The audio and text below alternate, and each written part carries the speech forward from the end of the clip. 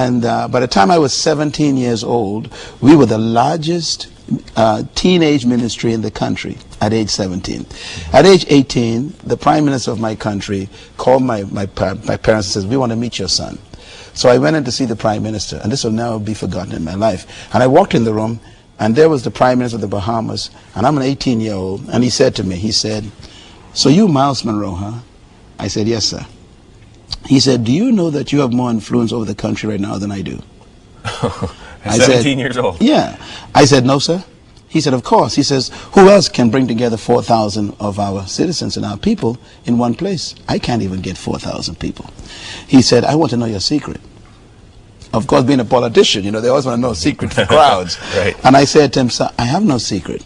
He said, but there's something you're doing. What are you doing that will bring 4,000 teenagers together in a park and be there for hours? I said, sir, all I know is Jesus Christ. He saved my life. As a teenager, he gave me meaning, and I want to share with other teenagers. He said, well, can I come to one of your concerts? I said, no, sir. Of course, as an 18-year-old, you know, you're not aware that you can't tell the prime minister no, you know. So I said, no, sir, I don't want you to come. He said, why not? I said, I don't want any politicians to come to our meetings because this is not a political environment. And we don't want people to think that we are promoting any political party. And he said, where'd you get this wisdom from? I said, sir, I just don't want any politicians to come to our meetings. He said, I tell you what, I'll come just as someone coming to a meeting, and I won't say anything.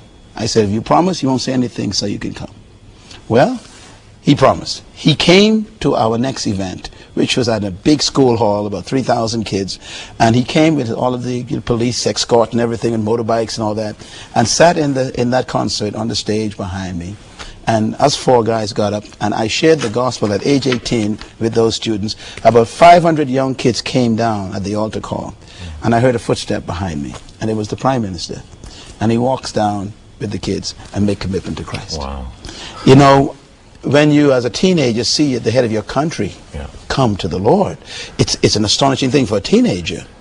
And that was also one of the high points in my life, because when the meeting was over, he said to me, he said, I'd like you to come to my house and have lunch with my family. And I'm like, a teenager? He wanted the group to come. We went to the house, had lunch with he and his wife and the kids, his kids. And when we walked in the house, they were playing our record. You know, back then they had these little 45s, you know, the little plastic vinyl 45s. And one of the songs I wrote had become a #1 best-selling song that we had recorded. And his kids fell in love with our music. And so when we walked in the house, they were playing our music. And I'm like, this is interesting. But from that point on, I became a personal friend with the Prime Minister. And of course, we developed our relationship over the years. He just passed away a few years ago. And from that time, way back in 1970, all the way to 3 years ago actually, as his death, we were close friends. He helped me to get to college even. I went to Oral Roberts University in 1974.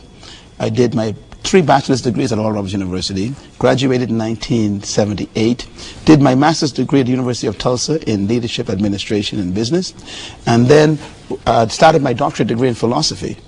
Went back home and worked with the government. I was immediately put on staff in the Ministry of Education and worked as an assistant secretary to the Minister of Education, and then also worked the Department of Public Personnel with the Deputy Prime Minister. So I've had my stint with government.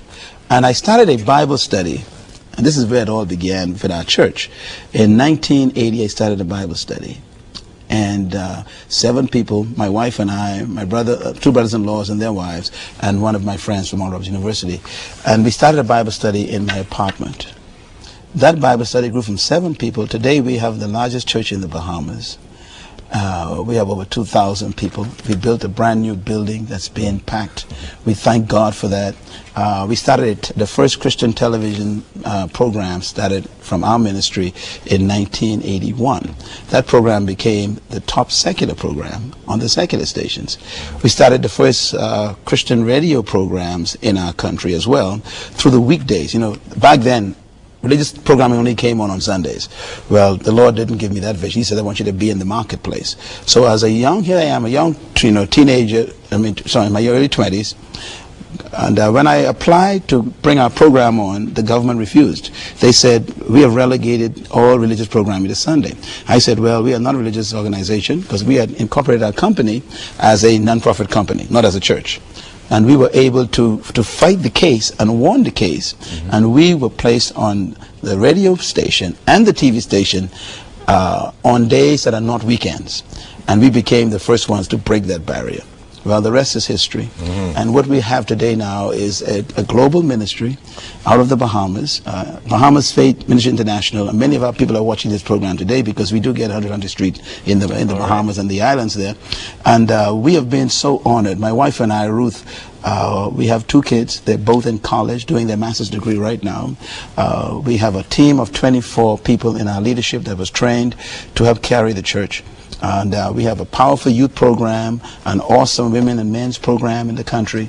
And we host conferences, 5 major conferences a year. And we bring thousands of people through the Bahamas over the last, I guess, 25 years. We celebrated 25 years a year and a half ago. And so what we've seen happen from those 7 people to today is amazing. Wow. It's been quite a journey, Dr. Monroe. And that's where I am today. And you continue to write various books. You do leadership seminars, and you consult with businesses as well. Here are some on leadership, the spirit of leadership, the power of vision. Yes. And but one of the key things I've discovered is that leadership is the key to everything. So go the leader, so go the organization, or the country, or the family. And so the vision for my life is to transform followers into leaders, and leaders into agents of change. That's my mission statement. So our entire ministry is built on that. And so vision and purpose and developing potential are all components of leadership. Well, we've certainly seen that just in the short few minutes that you've shared your story. You've seen where the purpose of God from a young child has been played out in your life. Absolutely. And I wish we had time to get into the whole teaching of purpose, because I've heard you do that before, awesome. and it's just tremendous. But we unfortunately don't. But all that you've done, I heard you speaking the other day, and you said everything that God has brought forth in your life has been the result of prayer. Effective prayer. And why don't you just whet our appetite a little bit, because starting on Monday, you're going to be walking us through the powerful teachings on the purpose and power of prayer. Well, you know, those of us who are churchgoers, we would have to admit that the smallest meeting in every church is the prayer meeting.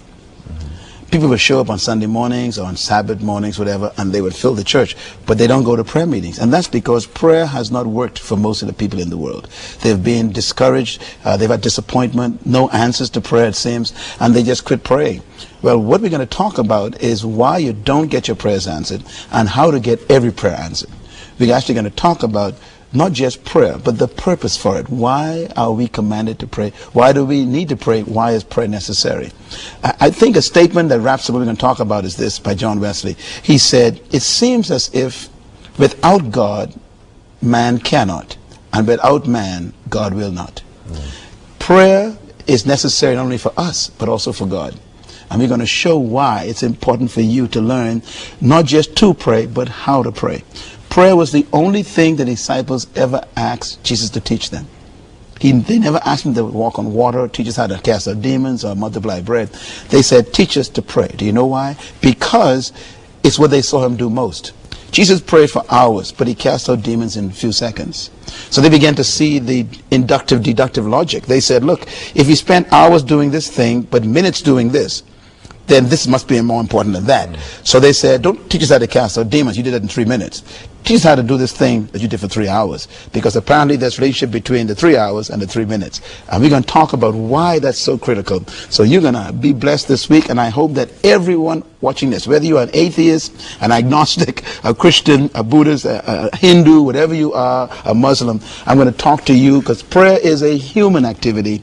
And whether you are a Buddhist, a Muslim, a Hindu, a Shintoist, a Scientologist, whether you are an atheist, we all want life to change. And I'm going to show you by my presentation this week how you can learn to effectively pray and bring impact in planet Earth.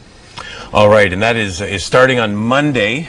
of next week, actually Monday of next week, and then for 10 days on 100 Huntley Street. You won't want to miss it. The one thing you say right at the beginning of the book is there's nothing more common among men, no human activity more universal, yet none more mysterious and misunderstood than prayer. So we'll be unlocking some of that mystery, but it's so clear once you show the biblical pattern that Jesus has given us for prayer. And so I'm excited. I think this is transformational stuff, and you won't want to miss that. Dr. Monroe, looking forward to our time together in the next couple of weeks. And thanks so much. It's great getting to know you at a more personal level during this time. Thank you.